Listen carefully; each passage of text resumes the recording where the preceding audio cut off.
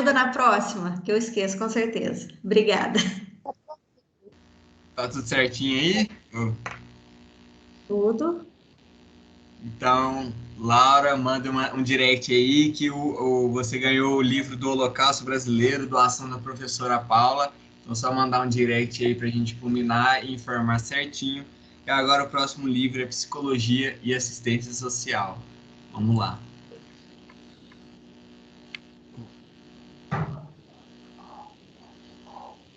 É a Suelen. Dá uma olhada aí certinho, ô Desirê. Eu conferi, peraí. Beleza. Gente, perdoem os latidos da minha cachorra. Ela tá doidona hoje. Su Moreira.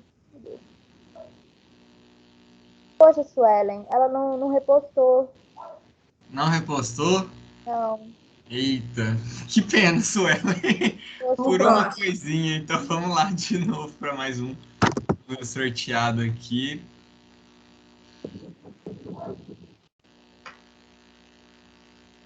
A Ju Silva, acho que é a Juliana Silva. Dá uma olhada aí.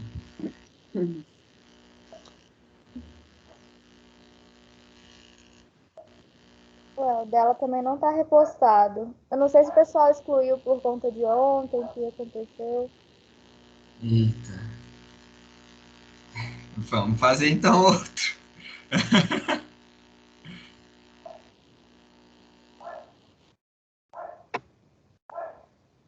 Neto está agindo. Você repostou? Eu não sei essa coisa. Ótimo, eu. Então, certinho aí. Eu sei que queria um sorteio, foi sorteada. Ótimo.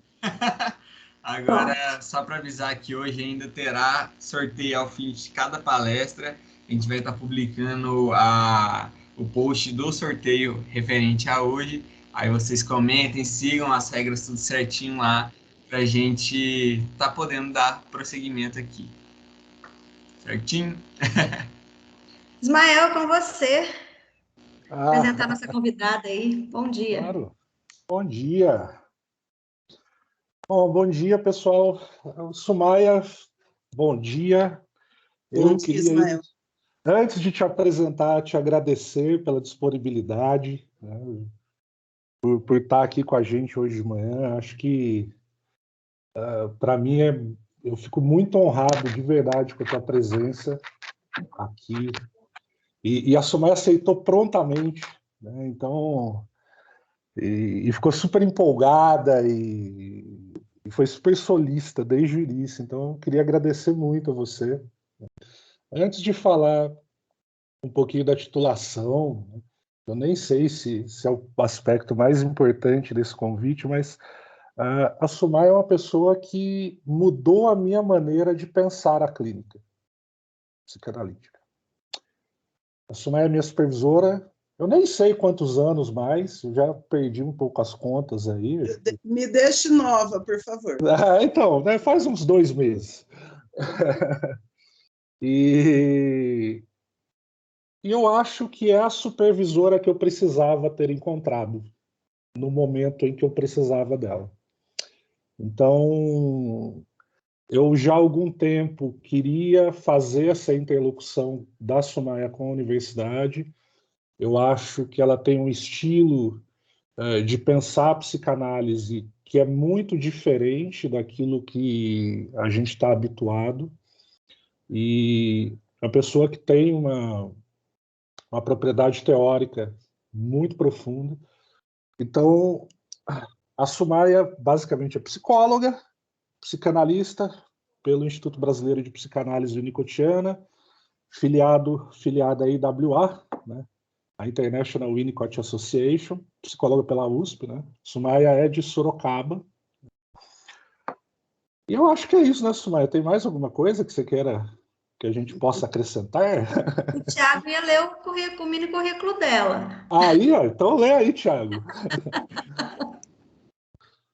Então, a palestra com a Sumaia hoje tem o nome da importância do cuidado na clínica psicanalítica, com a Sumaia, que é psicóloga pela USP, especialista em psicologia clínica, psicanalista, possui experiência em psicodiagnóstico infantil e adulto, coordenadora de grupo de estudos Winnicott em Foco, supervisora clínica, membro do Instituto Brasileiro de Psicanálise Winnicottiana e filiada à International Winnicott Association, que o professor Ismael já falou aí.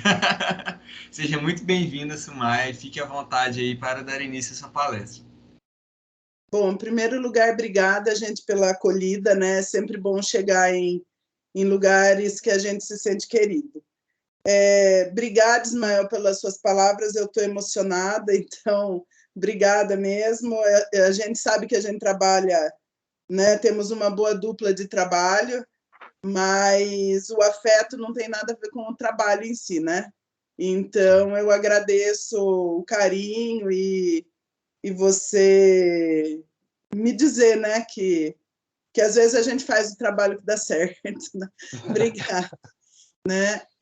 Mas eu, gente, não me responsabilizo pelas palavras de Ismael, entendeu? Ele falou tudo isso, mas é para ver se ele se livra da vergonha pública de me chamar aqui, entendeu? Então, como fala, é para ele limpar a barra dele, mas ele continua com problemas. Então, eu não sei fazer palestra, eu sei conversar. Falei isso para ele quando ele me convidou, foi um prazer o convite. Realmente aceitei de pronto, porque eu adoro essa história da gente poder trocar experiências, poder conversar de algo que eu gosto, que é o Winnicott, né, que é psicanálise. Então, realmente foi um presente para mim receber o convite. Mas se vocês tiverem perguntas e colocações, eu prefiro que vocês façam no decorrer da minha fala, que ajuda a gente a construir aqui uma estada aqui nesses momentos que a gente vai dividir, né? Porque, é claro, eu tenho coisas que eu gostaria de falar, mas eu gosto de falar o que é do interesse das pessoas. Então, vocês podem me interromper a qualquer momento, que, na verdade, eu agradeço. Tá? Porque daí a gente conduz. Vocês não estão me ouvindo? Michele, seu microfone está no mudo. Vou só interromper então, porque às vezes o pessoal estava deixando para fazer as perguntas no final. Pessoal, tem uma mãozinha aí na tela, é só levantar ela, que aí a Sumaia vê, e aí ela pode, né, conceder. Vocês ligam o microfone e façam a pergunta. Combinado? Então, Michele, só vou pedir uma coisa para você. A parte do ver eu não consigo. Então, só perguntar. Maria, vou falar. E nem escrever, porque eu não consigo ver aqui nessa tela. Tá? Não, o chat não está funcionando mesmo, não. Mas a mãozinha, quando alguém levanta, eu vou tentar levantar a minha só para ver se você consegue visualizar. Ó, levantei minha mão, você vê? Vejo. Então, daí o que eu faço? Aí você só fala, pode perguntar. A pessoa que tiver levantado a mãozinha, fala, alguém levantou a mão, pode perguntar. Que aí a pessoa liga o microfone e faz a pergunta. Ah, tá. Então, a pessoa mesmo pode ligar o microfone? Pode sim. Ah, tá. Então, se por acaso eu não ver a mãozinha, gente, vocês perguntem aí, tá? Porque às vezes eu não vejo mesmo, não é maldade, só não consigo. Então, porque às vezes a gente está indo por um caminho e as pessoas estão interessadas em outra coisa, estão com outras ideias na cabeça, então a gente pode ir construindo aqui junto, tá? Então, eu prefiro que a gente divida aqui, né? Mas, enfim, o convite foi para falar sobre a importância do cuidado na clínica psicanalítica, mas eu não queria começar pelo Winnicott, eu queria começar falando um pouco. Eu não sou professora de história, então eu não vou dar tapa, não passar mais vergonha pública, né? Mas eu acho que quando a gente fala em saúde mental, o cuidado ele não é tão óbvio quanto o cuidado físico, né? Então, nós já tivemos muitos aspectos das relações do pensamento, né? E da possibilidade de olhar para o que é psique, para o que é saúde, né? O que é saúde psíquica. E esse olhar já passou por várias dimensões, então a gente já teve momentos da história da humanidade onde a loucura ou os aspectos psíquicos, né, se relacionavam com aspectos de divindades, de deuses, né? Nós já tivemos momentos na história onde os aspectos psíquicos tinham a ver com a tomada desse corpo por algum tipo de espírito, né, no sentido de demônio, né, ou de algum aspecto negativo. Nós já tivemos momentos, né, em alguma sociedade onde a loucura era bem-vinda, né, no sentido de contato com deuses, né? E depois, né, mais próximos, né, dos momentos não tão distantes assim, nós tivemos esses aspectos psíquicos, né, vistos como basicamente, eu estou achando alguma coisa estranha no psiquismo, vou cuidar do corpo, né? Então os grandes não é balneário, como é que chamavam? Sanatórios, né? Que as pessoas iam e passavam lá grandes períodos, porque estavam com questões psíquicas, né? Então vamos lá relaxar, tomar banho nas termas e tudo mais, né? Tivemos esses momentos. Tivemos momentos onde começou-se a perceber que tinha algo que era o nosso cérebro e que isso talvez causasse alguma intervenção no nosso funcionamento mental, né? Enfim, várias formas de olhar interpretar não no sentido psicanalítico, mas interpretar no sentido de entender, né?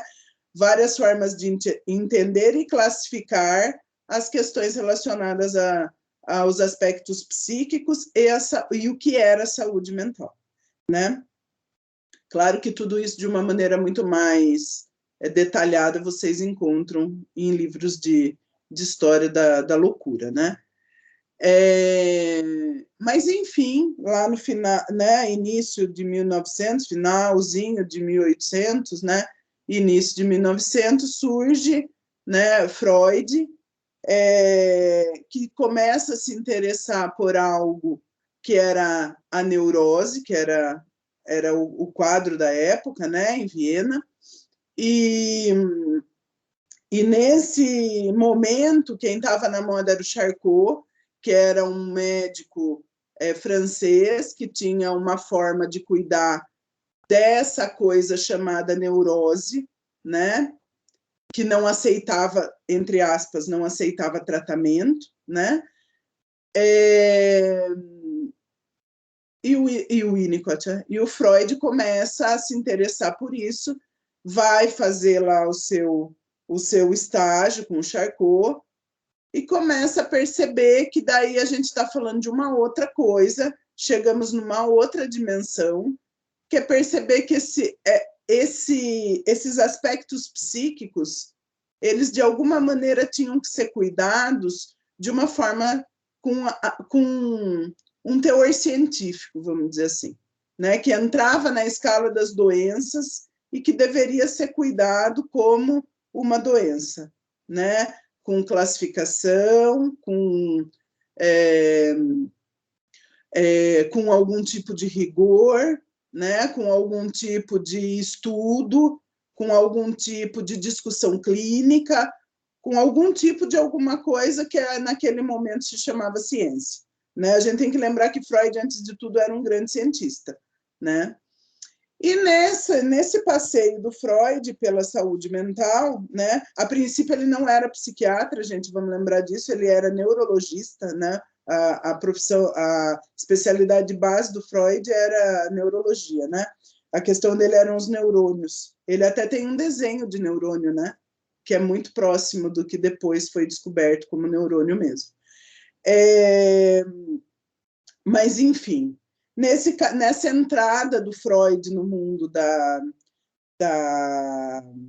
das neuroses, né, ele começa a sacar que tem coisa que não cola, que não dá certo, que de alguma maneira o cuidado não acabava acontecendo do jeito que era previsto dentro da clínica da hipnose naquele momento, né? E por acaso, vamos chamar assim, uma descoberta clínica, né? Ele acaba percebendo que conversar com alguns pacientes levava a algum lugar, né? O principal caso, na O, né? Que conversar com o paciente levava a algum lugar, né? Que ter um tempo para o paciente servia para alguma coisa, que estar atento ao paciente disponível fazia algum tipo de diferença, né? Que era algo além da medicação, que era algo além desse cuidado físico, né? E que ele passa, de alguma maneira, a prestar atenção e desenvolve essa ideia, e, enfim, surge aquilo que a gente, mais para frente, vai chamar de psicanálise, né? Claro que com todas as questões que a gente tem que lembrar, né, que Freud estava num momento histórico muito privilegiado, né? Ele morava em Viena, onde tudo acontecia naquele momento histórico, né?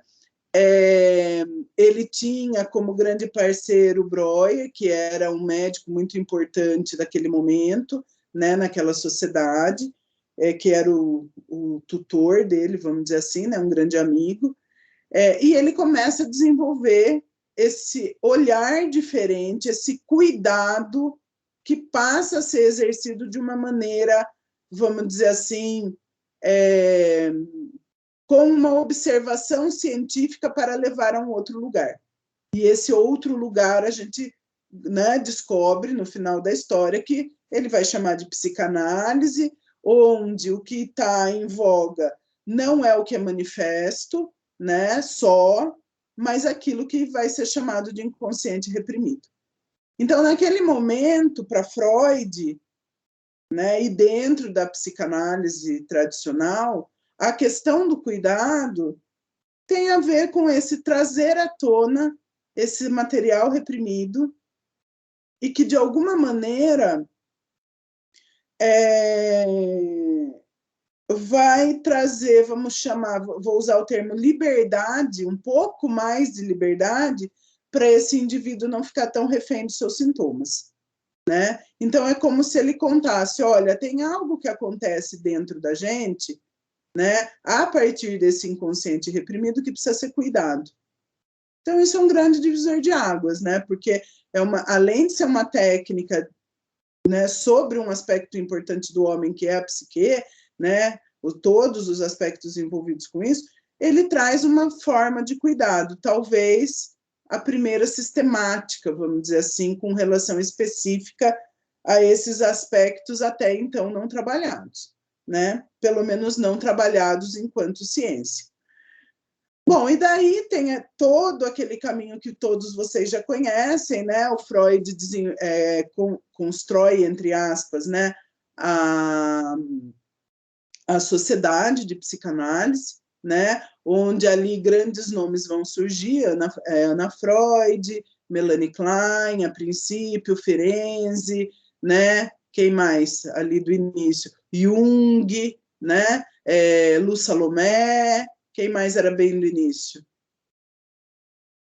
Enfim, vários, né? Vários ali, bem do início, né? Da casa do Freud, onde as reuniões aconteciam dentro da casa dele, com café servido pela Martha Freud, né? Então, quer dizer, era uma coisa que começou dentro de uma sala e hoje ganhou o mundo, até a China, né? Então, temos uma psicanálise globalizada.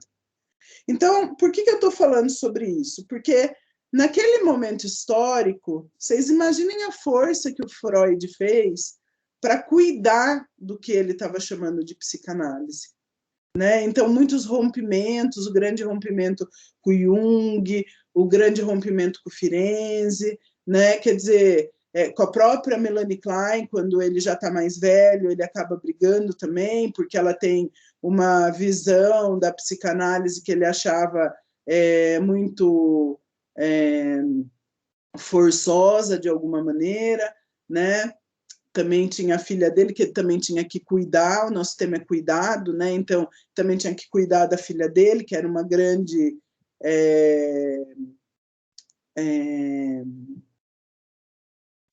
arqui-inimiga da Melanie Klein naquele momento histórico, né? Então, quer dizer, são facetas da história da psicanálise que vão levando a gente a pensar o quanto tudo isso foi cuidado e continua tendo que ser cuidado para a gente poder depois pensar no nosso cuidado com a nossa profissão e o nosso cuidado com os nossos pacientes. Então, esse caminho não vem do nada. A gente não pegou a gente não estuda uma ciência objetiva, né? A gente estuda uma ciência que a gente tem que ter muito cuidado, porque se a gente não tiver cuidado, a gente vira qualquer coisa menos profissional. A gente pode virar, sei lá, né? Sei lá, a gente pode ler cartas, né? Funciona bem também, mas não em consciência, né? Vocês viram porque o Ismael gosta de mim, né? Essa sarcástica, né? Maldosa também, às vezes. Mas, só que daí eu uso só com ele. Mas, então, e nesse processo todo de cuidado com a ciência, cuidado com a psicanálise, cuidado com o construto teórico, né? Várias linhas de pensamento foram se desenvolvendo, né? Então, afastamentos do Freud, né? Como a Gestalt, que também saiu dali, né? O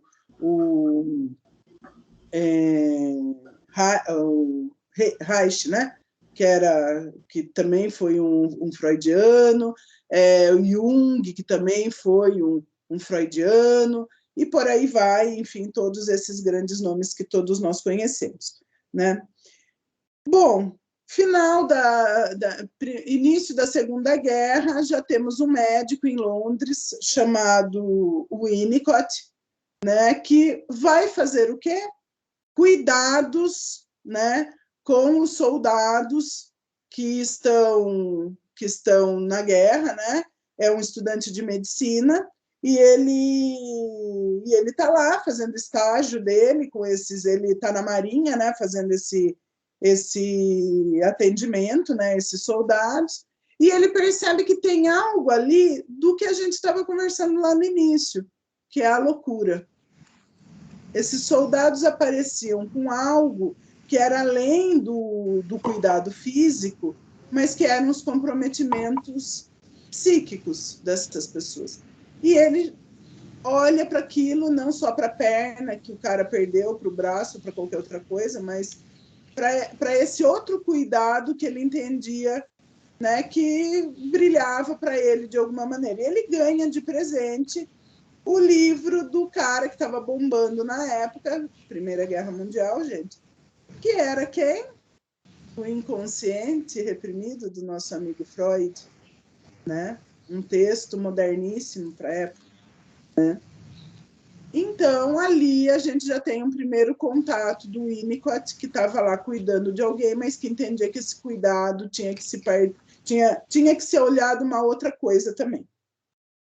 Bom, anos se passaram, nosso amigo Winnicott, né, finalizou a faculdade, se tornou pediatra, né? E já na pediatria, quando vocês podem ver isso no livro da Pediatria Psicanálise, a primeira parte é de pediatra para pediatra, né? E ele já faz consultas estranhas, tá? Consultas que ele leva em consideração o que ele percebe da mãe, qual é a história daquela criança, o que aconteceu com ela, e aí por diante. Então, o Winnicott ele vai percebendo que tem alguma coisa nesse cuidado, mesmo dentro da pediatria, que não é só quanto engordou, quanto cresceu, se está falando, se não está falando, né? Se está bem, se está mal, mas o que acontece com esse olhar que é além desses aspectos físicos e marcos do desenvolvimento. Não que os marcos não sejam importantes, mas que talvez, inclusive para a gente atingir marcos do desenvolvimento saudável, tenham coisas ali que tenham que ser cuidadas. E aí começa a saga do nosso amigo Winnicott, né? A princípio, como todos os outros, estudando com Anna Freud, estudando com a Melanie Klein, que vem de toda essa história que eu já falei do nosso querido Freud, né? Então, Winnicott entra na história da psicanálise como mais uma pessoa que vem desse núcleo aí muito efervescente, né? Sobre o berço da psicanálise, vamos dizer assim. Mas ele não se acomoda, ele entende que tem alguma coisa ali, né, que precisa de outra forma de cuidado, né? E o que ele vai percebendo? Que conforme o Winnicott atendeu mais de 60 mil casos. Ele trabalhava num ambulatório de saúde mental, ele nunca deixou de trabalhar. Ficou 40 anos como pediatra, né, e psiquiatra infantil nesse mesmo ambulatório, né?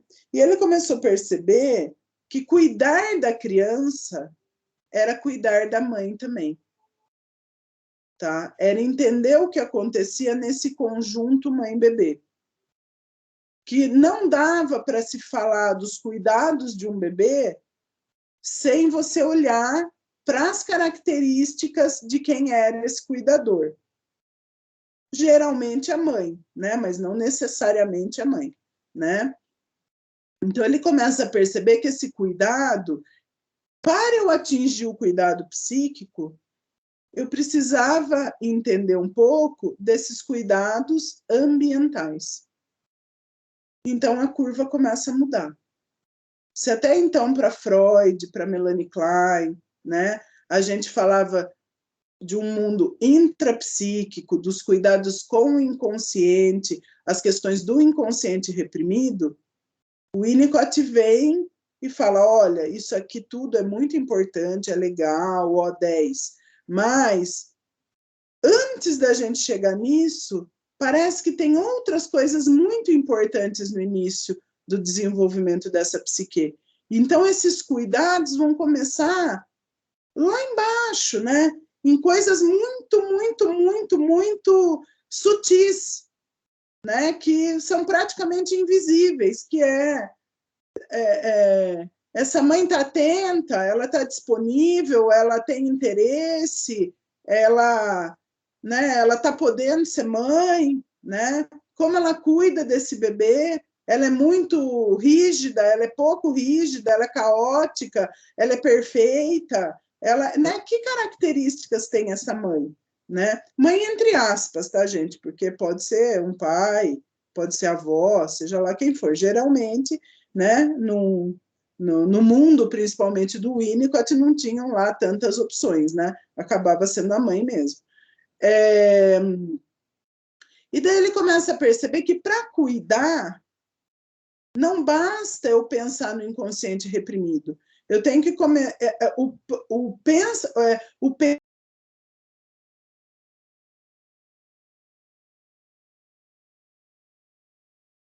Caiu. Tropeçou, gente. Levou um tombinho. Deve estar voltando já. Parece até que o computador dela desligou, né? Pode ser, às vezes foi a bateria, né? Sim, quem nunca, né? Oi, gente. Oi, tropeçou aí? Voltamos. Ótimo. Eu, como sou uma hacker, gente, para mim, se cair e voltar sozinho, tá ótimo, né? Porque eu não sei fazer nada. Vocês estão me ouvindo? Agora sim. Te ouvindo sim, mas agora sim, estamos te vendo. Nossa, gente, consegui abrir a câmera sozinha, praticamente. Estou me sentindo uma hacker hoje, não consegui fazer essas coisas. Eu não consigo nem ligar o computador. A minha condição de me cuidar virtualmente é uma dependência absoluta. Eu não consigo fazer absolutamente nada. Mas já tem uma mãozinha levantada aí, que é do Murilo. Você quer fazer pergunta? Faz favor. Não, aqui quando... Oi, tudo jóia? Bom dia. Oi, tudo bem? Tudo bem. quando você falou da questão dessa relação caótica, né, me lembrou do Bowlby. Ele vai beber no Bowlby quando ele fala em teoria do apego, existe essa relação? Na verdade, sim e não. Eles são contemporâneos, na verdade, eles trabalharam juntos no programa de evacuação das crianças de Londres, né? Então, eles eram contemporâneos, né? Ingleses contemporâneos, mas o Bowlby desenvolve a teoria do apego. O Winnicott desenvolve a teoria da dependência, né, e das necessidades. Então, a mãe do Bowlby, a mãe descrita pelo Bowlby, é diferente da mãe descrita pelo Winnicott. Eu não vou entrar aqui nas diferenças em si, mas se vocês saírem daqui com essa coisa que eu vou falar agora, né, para você, eu já ganhei meu dia. Que é o quê? Né? Quando a gente começa a ler, pode ser o Winnicott, o Bowlby, Lacan, Freud, Melanie Klein, né, o Jung, seja lá quem for, né? Quando a gente vai lendo, embora eles se pareçam, como você perguntou, né? Mas tem a ver ali e tal. Pode até parecer, mas as raízes de cada um, o DNA de cada teoria é próprio. Então, as coisas se parecem, mas não são iguais. Então quer dizer que a depressão em Winnicott é igual da Melanie Klein? Não, não é. Por quê? Porque o bebê do Winnicott é diferente do bebê da Melanie Klein. O desenvolvimento para o Winnicott é diferente do desenvolvimento para a Melanie Klein. Então, o mesmo vale para Bowlby.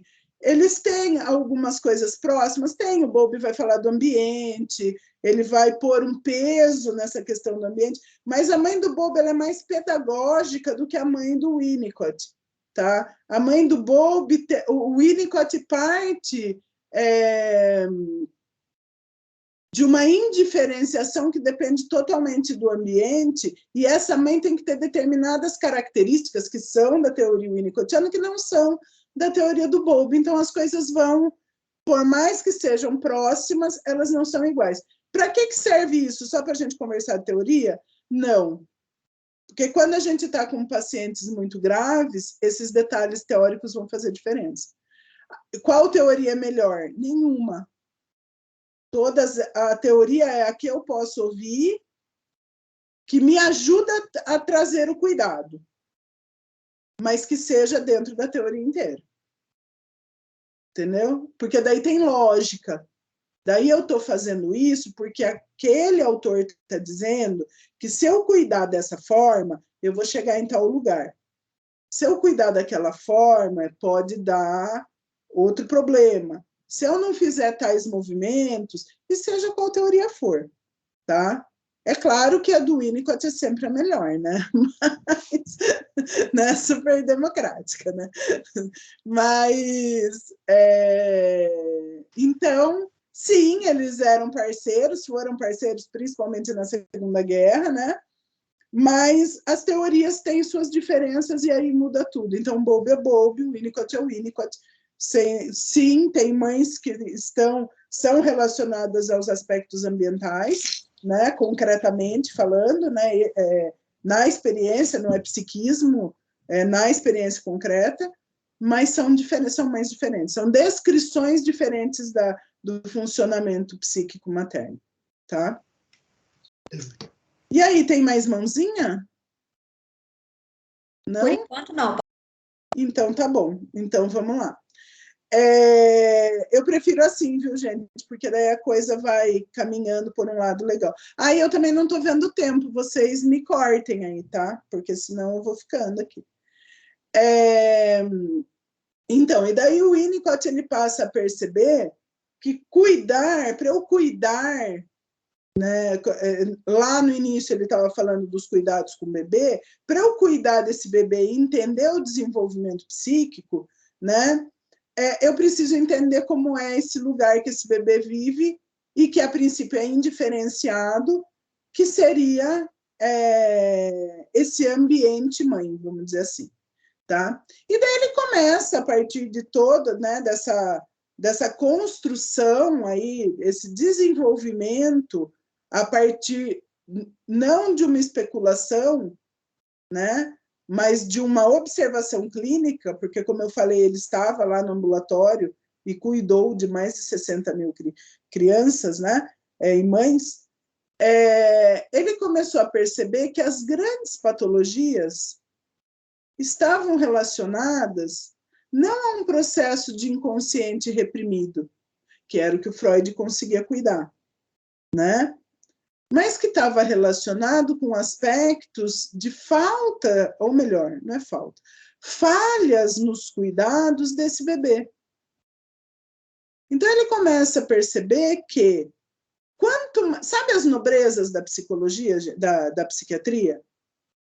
Esquizofrenia, borderlines, né? Que mais que a gente gosta? Os bipolares, mas não bipolar, porque hoje todo mundo é bipolar, é autista, o que mais que todo mundo é? Tem TDAH e TOD, né? Todo mundo tem, né? Não precisa nem fazer diagnóstico mais, é só joga, sorteio, tem sorteio, né? Vocês fizeram sorteio, sorteia um desses e joga no nome do paciente, que é isso que estão fazendo hoje, né? Então, a nobreza da saúde mental, né? Então, os borders, os esquizofrênicos, os esquizoides, né? Os autistas, né? Enfim, toda essa nobreza, ele percebeu que a base dessas coisas era uma falha no quê? No cuidado. E no cuidado muito precoce. E daí, mas para que isso serve? Serve porque ele muda a clínica.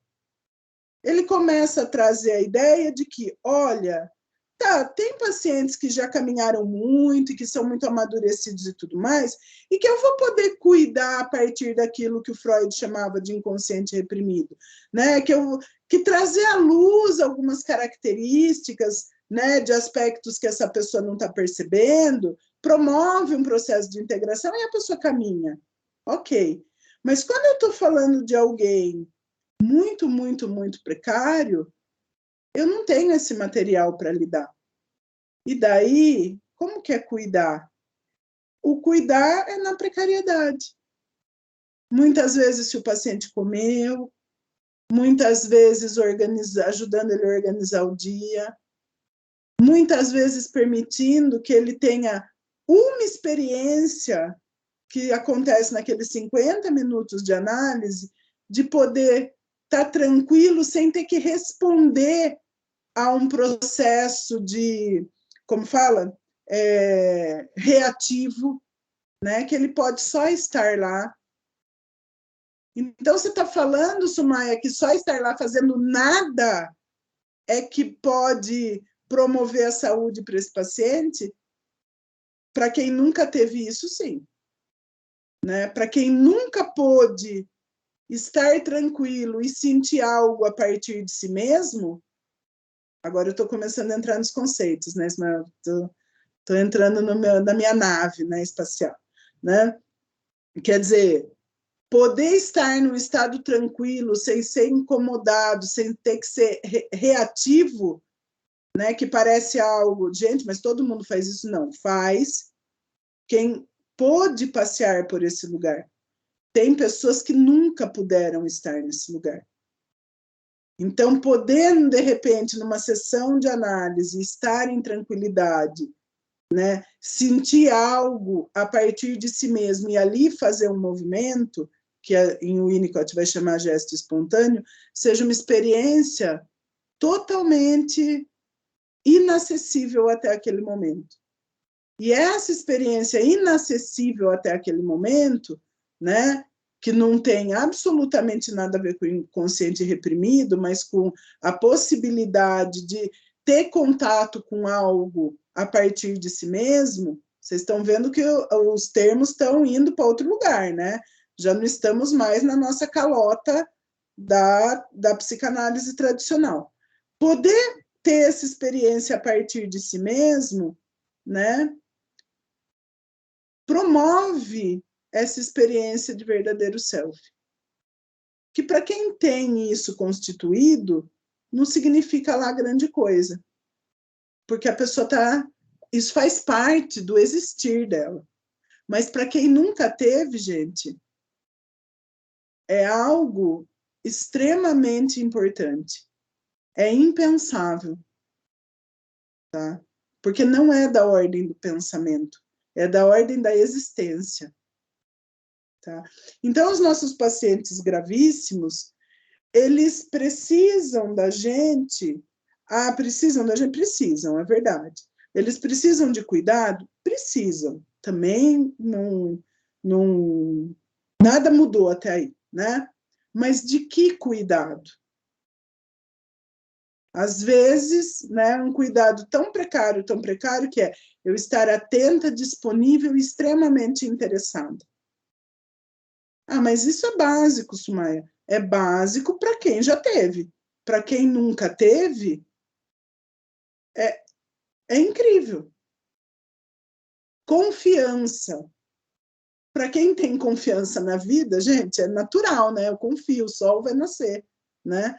Mas para quem a vida é assim, ó, você não sabe o que você vai encontrar na frente, encontrar o analista, encontrar o analista, encontrar o analista, encontrar o analista, encontrar o analista, é algo que é uma descoberta da vida.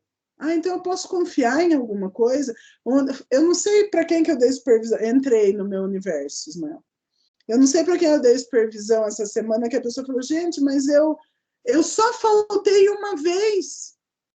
E a pessoa ali já falou que não tem o que eu possa fazer. Quebrou tudo. Quebrou tudo. Não... Ah, então não tem mais... Então, você vai ter que começar de novo, porque a confiança é tão precária, que o que ela sabe é que ela tem que se retirar. O pouco que ela tem que proteger.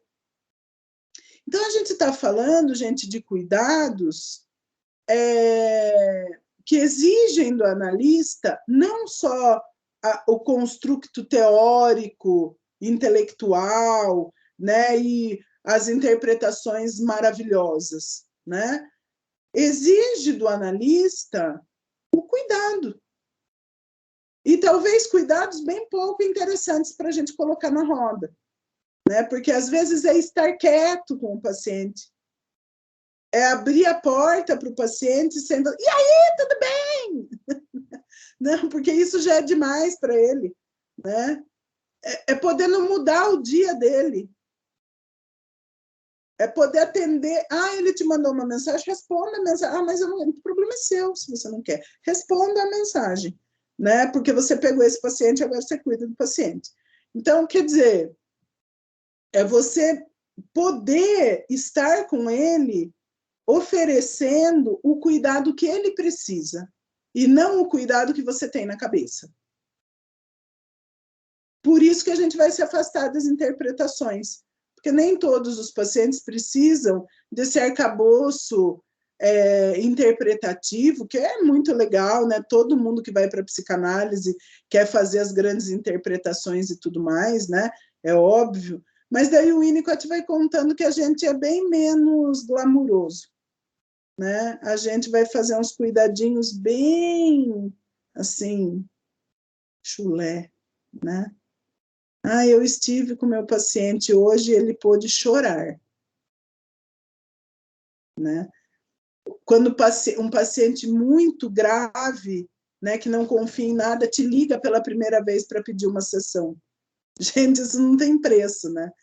Porque a pessoa podendo pela primeira vez na vida confiar, fazer um gesto de, olha, eu tô confiando em alguém, pedindo ajuda, eu tô me depositando aqui de alguma maneira, né? Então, são coisas tão pequenininhas, mas que para a vida desta pessoa é a possibilidade de existir de um jeito mais espontâneo, de um jeito menos ameaçador. Então, vocês veem que eu estou falando de conceitos winnicottianos, espontaneidade, viver de um jeito pessoal, verdadeiro self, né, a partir de si mesmo, confiança, que mais? Setting, né? Que se afastam muito da psicanálise tradicional, né? Porque o Winnicott foi construindo a possibilidade da gente hoje poder olhar para a teoria, né, e falar, nossa, Então, quer dizer que existem níveis de cuidados, necessidades de cuidados, né? Não é um encaixe que vai servir para todo mundo do mesmo jeito, né? Então, quer dizer, hoje, dentro da teoria psicanalítica, ou melhor, dentro da teoria winnicottiana, a pergunta para o Winnicott não é o que eu tenho que cuidar do seu inconsciente reprimido, mas qual a sua necessidade de cuidado? Você existe? E se você existe, o que você precisa?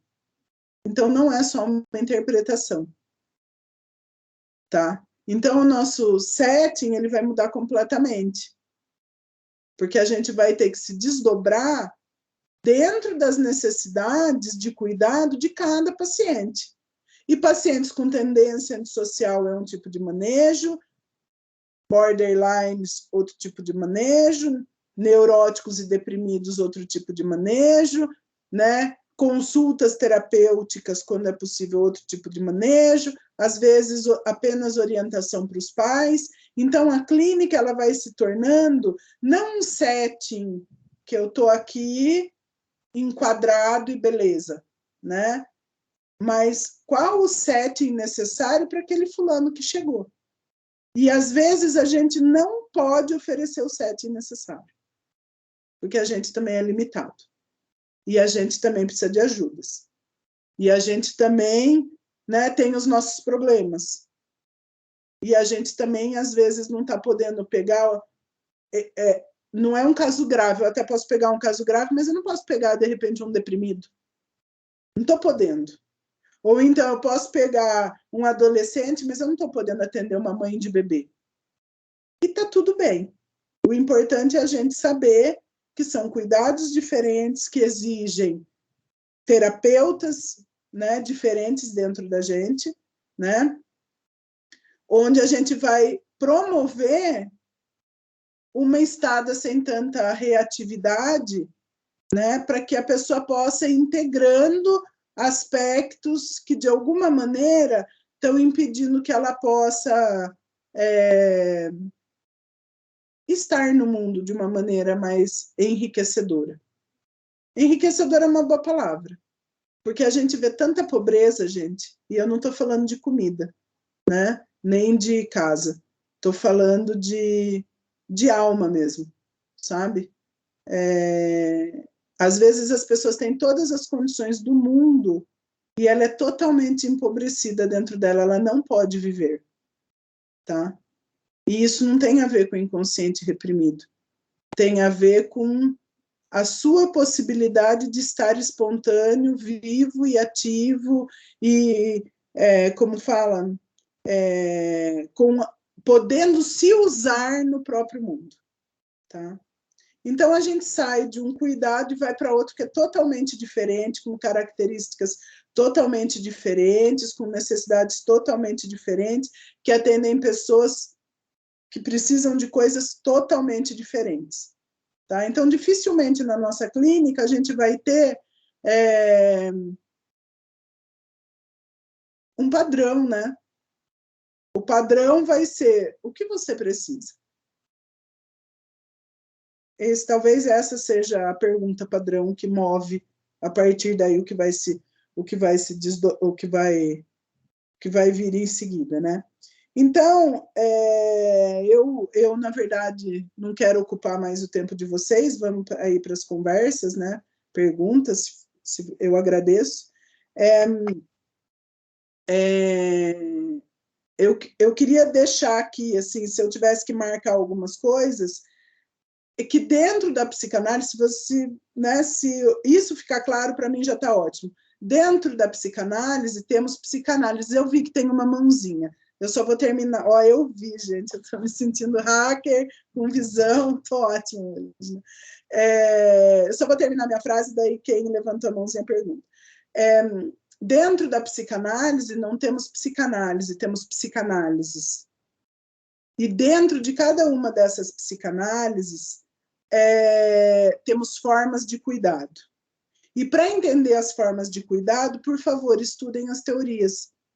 Escolham uma que vocês vão ter que passar por várias, e uma hora uma vai bater no coração e na mente de vocês falando, nossa, eu consigo ouvir isso aqui, agarrem e estudem aquilo lá, sem fazer maçaroca, né? Se fizer isso, já está, olha, de bom tamanho. É claro que, como eu falei, né, o Winnicott é sempre mais legal, mais, né, mas vocês têm a liberdade de poder buscar qualquer uma, tá? Mas se entender que as formas de cuidado de cada uma delas, né, tem as suas particularidades, e em Winnicott essas particularidades, então, são maiores ainda, porque ele vai ampliar o que cada pessoa precisa, eu acho que já está de bom tamanho. E aí, que perguntinhas nós temos? Gabriel, pode falar. Primeiro o Gabriel Luiz, depois o Gabriel Martins. São 2 Gabriéis aí. Então vamos, Gabriéis. Então, Sumaia, eu fiquei com uma dúvida. Eu só não sei se é uma questão mais teórica ou se vai influenciar já na prática, né? Mas seria, por exemplo, se você tem uma ideia já prévia de como você vai ter o cuidado com tal paciente. Um exemplo. O paciente deprimido, às vezes eu já tenho uma ideia de que eu vou ter que oferecer, talvez, um cuidado um pouco mais além do setting terapêutico, né? Por conta de, talvez, ideais suicidas e etc. Ou você já vai direto no o que meu paciente precisa. Ou você leva em consideração, né, essa questão do momento que ele está na vida dele, né, naquela condição atual. Sua pergunta é ótima, eu só não sei se eu vou conseguir responder do tamanho que você precisa. Se eu não responder, você pega o Ismael e, né, ele que se dane, né? Então, bom, primeiro que eu não vou perguntar assim o que você precisa, né? Mas o paciente vai chegar, vai falar porque ele está lá. Inicialmente, ao ver, a gente vai ter uma hipótese inicial diagnóstica, mas quando eu falo hipótese, eu estou falando hipótese em caps lock mesmo. Hipótese não significa certeza, tá? Então, eu tenho uma hipótese que geralmente vai dar errada. Porque o paciente, ele chega a gente tem uma impressão inicial dele, né? Às vezes boa, às vezes mais amadurecida, às vezes menos amadurecida, e conforme o negócio você vai estando com o paciente, o que ele foi fazer lá começa a aparecer. Então, na verdade, Gabriel, o tratamento ele não começa, o tratamento em si, no sentido de tratar aquilo que de fato é a patologia, não começa lá no início. Lá no início começa o quê? O paciente podendo ter a experiência de que ali é um lugar confiável. Se for possível, a gente vai descobrir porque ele está ali.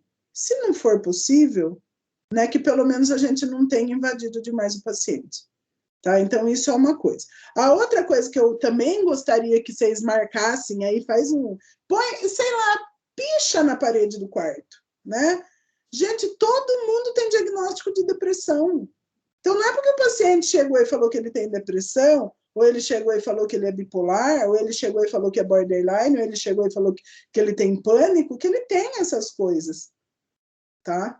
Ah, mas ele foi no psiquiatra, o psiquiatra falou que ele tem. Então, o psiquiatra, ele segue um treco chamado CID, ou DSM, que são um bando de sinais e sintomas. Ótimo, é o trabalho dele, ele vai fazer isso.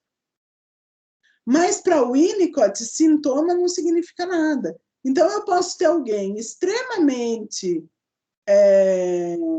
embotado, empobrecido, que não explora o mundo, cabisbaixo, falar deprimido. Mas ele pode ser um esquizoide. Tá? Ou eu posso ter alguém super adaptado. Nossa, essa pessoa faz isso, faz aquilo, mas é um falso self como ser. Ali não tem nada, é o pior diagnóstico que a gente pode ter. Tá? Então, esses sinais e sintomas a gente vai ter que descobrir a partir o que O que isso tem a ver com cada paciente, a partir da nossa estada com o paciente, a partir do construto teórico de cada autor e o que cada autor entende que é patologia e de onde essas patologias vêm. Claro que para o Winnicott, né, eu posso ter uma série de sinais e sintomas e a patologia ser de uma outra ordem. Tá? Então, eu posso ter alguém com crise de pânico, por exemplo, e ela ter necessidades da dependência absoluta, ou da relativa, ou as depressivas, ou as neuróticas. Qualquer um desses graus de amadurecimento podem me promover uma crise de ansiedade. Uma crise de ansiedade generalizada, o pânico, por exemplo. Tá?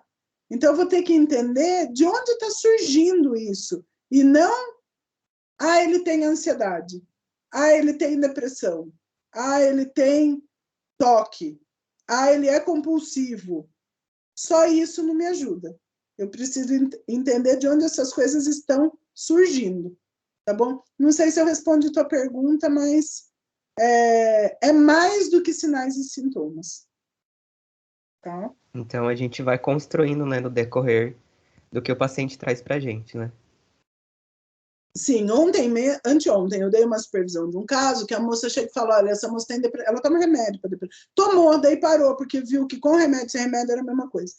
Ela tem depressão. Quando a gente foi ver o caso, essa moça não tem depressão, essa moça não vive.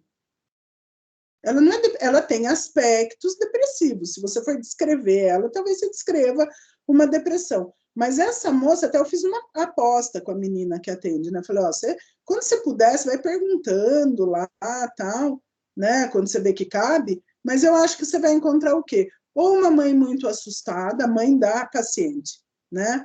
Ou a mãe dessa paciente foi muito assustada quando ela era bebê, ou essa mãe é morta, uma mãe deprimida. Ou uma mãe esquizoide, nem está no mundo. Então, essa menina, ela não chegou na depressão, embora ela tenha sintomas depressivos, mas ela não chegou na depressão. É alguém que nem pode ir para o mundo, porque não tem ninguém para segurar. Tá? Não tem ninguém que dê contorno para ela. Se ela for, ela cai mesmo. Tá? Então, embora pareça uma depressão, é algo muito mais primitivo. Ela é pobre mesmo, ela não é deprimida. Tá? Muito empobrecida. Interessante. Vamos passar para a pergunta do Gabriel. Respondeu, Gabriel? Posso passar para o próximo, porque a gente já está um pouco limitado com a hora. Depois ainda tem a professora Ana Maria, que quer perguntar. Eu estou aqui empolgadíssima, tá muito bom. Gabriel, pode perguntar. Bom dia, Somaia, tudo bem? Oi, bom dia, tudo bom? E você, Gabriel? Tudo jóia.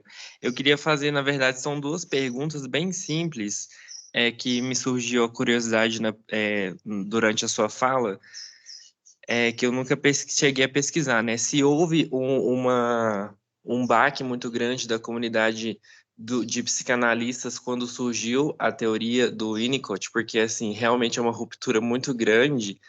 E agora me surgiu essa dúvida e eu nunca tinha pensado sobre isso, né? Porque meio que, igual você falou, né? Psicanalista gosta de interpretação, gosta de colocar, assim, até então, né? Tinha essas estruturas, né? E acaba que isso muda um pouco. E aí eu queria saber se você sabe como foi essa recepção. E a segunda dúvida é se você poderia falar um pouco mais sobre isso que você disse de orientação dos pais que você faz. Não sei se é esse o termo, né? Mas se você pudesse explicar o que é, como funciona, assim, por cima, só para eu ter uma noção, por favor. São ótimas perguntas, Gabriel. Eu vou começar da segunda, tá? Que eu acho que daí depois você se intera lá mais com o Ismael. Mas, basicamente, básico, tá? Não é que com todo mundo vai ser desse jeito. Mas, assim, se eu ouço a história, né, a queixa inicial sobre uma criança, e se eu tenho um bom ambiente, ou seja, eu tenho uma família minimamente organizada, às vezes, fazendo uma boa orientação com esses pais de algumas alterações que eles podem promover, essa criança automaticamente ela pode retomar o processo de amadurecimento dela só a partir dessas alterações dos pais. Tá? Então, eu não preciso ter uma criança em análise. Se eu tenho uma família que pode promover ou viver essa doença, né, esse mal-estar psíquico, e se adequar aquilo que a criança precisa, esses cuidados, como o Winnicott fala, esses cuidados vão acontecer onde tem que acontecer, que é onde? Dentro da família. Tá? Hoje, gente, tudo é terceirizado. Ai, meu filho chorou, eu vou procurar um psicólogo. Ai, meu filho não está sabendo a letrinha A, eu vou procurar uma fono. Ai, mas ele está com uma dificuldadinha, eu vou procurar o psicopedagogo. Ah, entende? Quer dizer, ninguém aguenta nada. E, às vezes, a gente precisa se colocar no lugar de segura a tua onda e vai, né? E aguenta essa criança ter lá o que ela tem que ter e ela está lá dentro do lugar que as coisas têm que acontecer. É claro que, como eu falei, isso só vai acontecer se eu tiver uma família minimamente organizada. Às vezes não tem.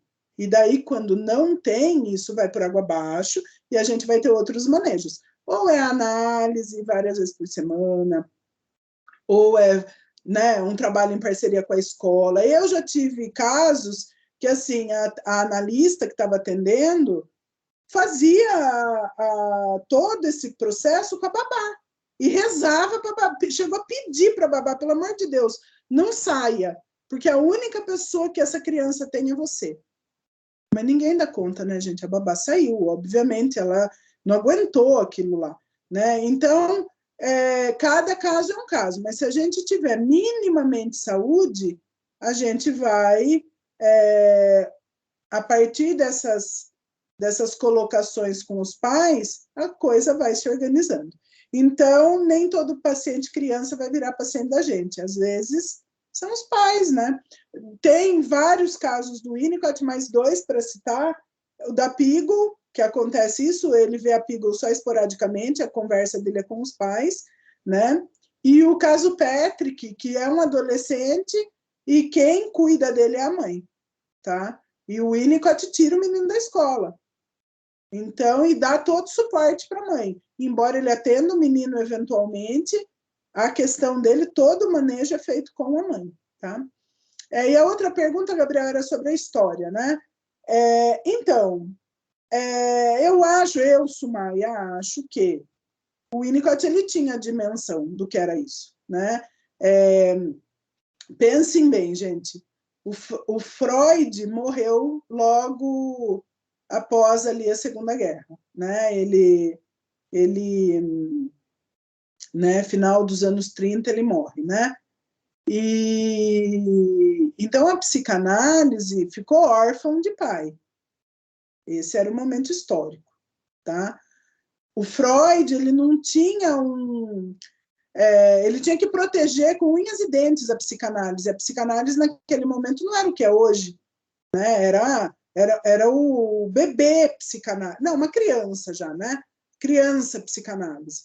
Então, ele tinha que proteger com unhas e dentes, tanto que ele põe para fora o Jung, briga com o Firenze, né, que eram pessoas que ele amava vivamente, né, mas ele tinha que proteger a psicanálise. E hoje a gente não tem esse problema. A psicanálise é uma instituição por si só, independente da linha teórica.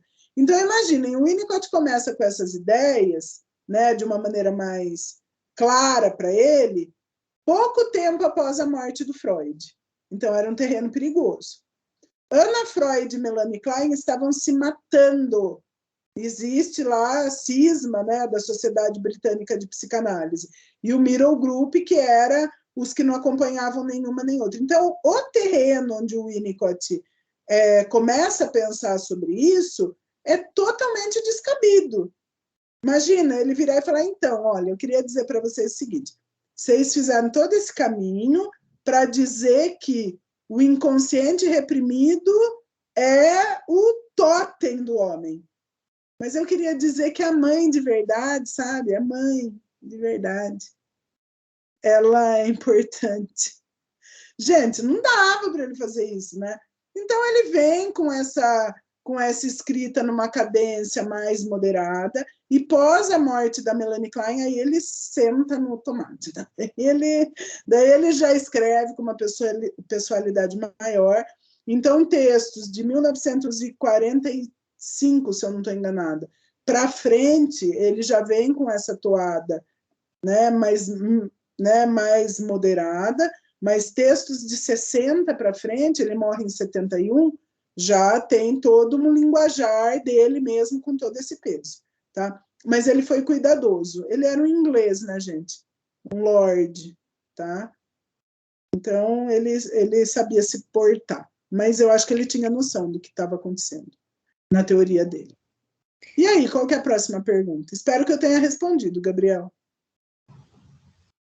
Professora Ana Maria. Bom dia, Sumaia. Tudo Oi, bem? bom dia. Bom dia. Já tem um tempo que, apesar de ser de uma abordagem bem diferente, eu tenho procurado ler um pouquinho de Winnicott, né, com algumas sugestões do professor Ismael. Então, estou no começo, né, estou no comecinho do estudo. Vou fazer uma pergunta de iniciante, mas eu quero fazer para a senhora, para você. Quando você... Já chegou a botar o Ismael? Quando você diz, né, das falhas no cuidado, eu fico pensando aqui também, né, como psicóloga, enfim, e também traz, né, à tona aqui pensarmos sobre os casos clássicos aí, esquizofrenia, bipolaridade, ansiedade, depressão, enfim, autismo. Pergunto, qual que é, né, tendo em vista essa ênfase nas falhas do cuidado, né, de que modo que isso precariza ou compromete tais, né, psicopatologias, enfim, quadros, mas qual que é o lugar do orgânico, do hereditário, do genético nisso tudo? Faz sentido a minha pergunta? Faz. Nossa, vocês treinaram? O Ismael vai bater em vocês depois, é isso? Né? Vocês estão com umas perguntas boas, né? Então, olha, eu posso vir sempre, tá, gente? Nós vamos combinar, quando puder voltar, de você vir pessoalmente para a gente fazer um workshop, assim, a tarde inteira, né, Ismael? Uma manhã inteira, para a gente conversar mais, bater papo, comer pão de queijo. Vocês são bem treinados, é legal. Então, na verdade, o Winnicott, se você quiser ler, tá lá no Natureza Humana, o início do Natureza Humana. O Winnicott vai dizer assim, que a gente tem, tudo isso só acontece a partir de um cérebro bom. Tá? Então, se eu não tenho um cérebro saudável, estamos falando de outro processo de amadurecimento, em primeiro lugar. Segundo lugar, que ele vai falar o quê? Nós temos uma potencialidade, tanto física, tá, quanto psíquica. Então, o que seria isso? Na saúde, né, eu tenho uma tendência inata à integração. O que seria isso? Se eu tenho bons cuidados e tenho um cérebro bom, né, que vai promover que essa experiência chegue de uma maneira, vamos dizer assim, normal, né? A criança, o bebê, ele tende, a partir desses cuidados e dessa potencialidade, a descobrir que aquilo que ele sente nele, naquele lugar que é ele mesmo, eu sou. Então, ele vai descobrindo que a vida dele acontece nesse soma, né? Nesse psicossoma, tá bom? Então, a gente teria tanto essa potencialidade para integração, que leva ao desenvolvimento psíquico, quanto ao desenvolvimento somático. Então, eu tenho uma base genética para ter 1,80. Se eu tiver um ambiente suficientemente bom, for bem alimentado, fizer esporte, não tiver grandes doenças, eu vou chegar até 1,80. Mesmo que o ambiente seja excelente, eu não vou chegar a 1,95, eu vou chegar a 1.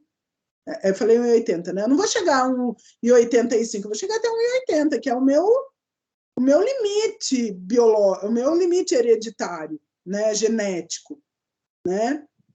Agora, se eu não tiver grandes doenças, não for bem alimentado, eu não vou chegar nem até 1,60. Tá? E o mesmo vale para a saúde psíquica.